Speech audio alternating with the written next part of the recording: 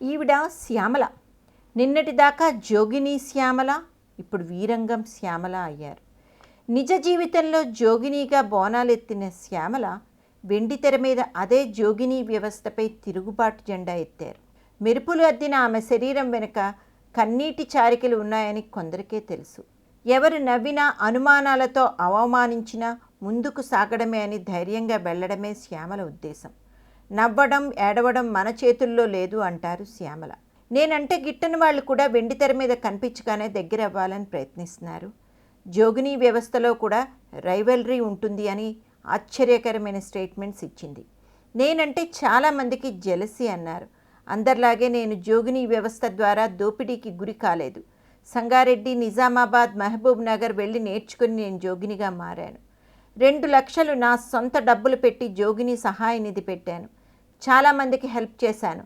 అలా ఒకసారి human rights కమిషన్లో ఒక వ్యక్తి అడిగాడు, పిచ్చిగా అని పట్టిందా, తిని ఇంట్లో పడుకోకుండా ఇలా రోడ్డు మీద పడటం ఎందుకు అని నన్నే అడిగారు.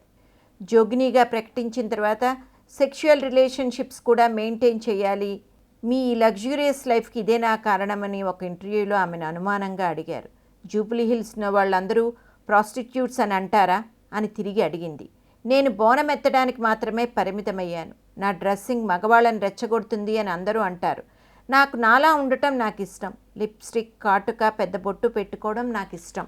ఎంతోమంది ఎన్నో రకాలుగా నన్ను టచ్ చేస్తారు. ఎంతో ఇబ్బందిగా ఉంటుంది ఒక్కొక్కసారి. కాగితం పువ్వు లాంటి ఆనందాన్ని మొహం మీద ప్రకటిస్తూ ఆవేదనని మనసులోనే ఉంచుకుని అసంతృప్తితో ఈ విధంగా మేకప్ అయి తన మనసులోని ఆవేదన దాచుకుంటోంది శ్యామల.